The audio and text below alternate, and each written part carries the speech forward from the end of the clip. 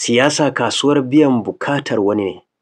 mai cike da ‘yan tallan biyan buƙatar kai ne, jakadun juya alkalima ne, masu manufar ruɗa al'umma ne, masu jadawalin ci gaba da bautar da al'umma ne,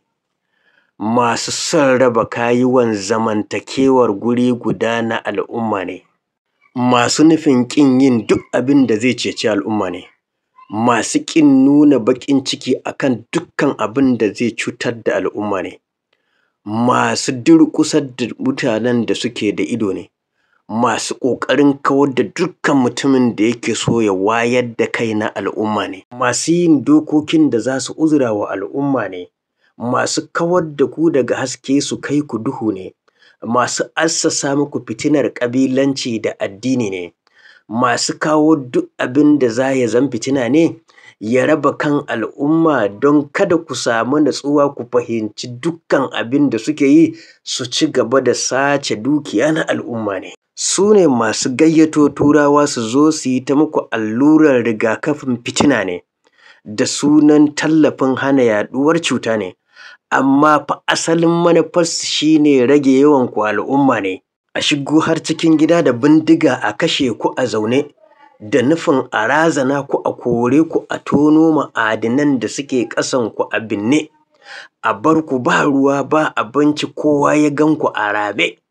Su kuma suna ta hawa manyan motoci da jirage hankalinsu a kwance. To yanzu a ina za ku samu mafita ga wannan manufa?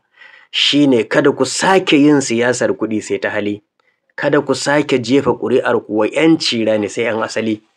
kada ku sake zaɓen wani mai kuɗi a siyasa, kada ku sake zaɓen wani ma'aikaci a siyasa, kada ku sake zaɓen ɗan kasuwa ko wani ritayari a siyasa. Ku zaɓi mazauna cikin garinku wadda kun sani sun san ku, masu karatu da tarbiyyar addini. Domin yana da kyau mu yi siyasar natsuwa da hangen nesa cikin fikira da nasiha. Ka gane cewar maƙocinka ya fi mai cutanka, maƙocinka ya fi mai ɓacenka. Ya zamana cewar duk abin da zai amfanar da al'ummarka ya fi abin da zai amfanar da iya garkarka.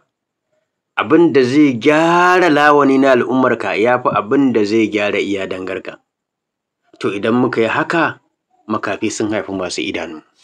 Ko ma fita daga matsalar zaman duhun rashin wutar lantarki, ko ma huta fargabar rashin tsaro da ƙona bukoki, ko ma huta da bin munanan hanyoyi da muke ta mafarki, ko ma fita daga tarnaƙi zuwa ga tafarki.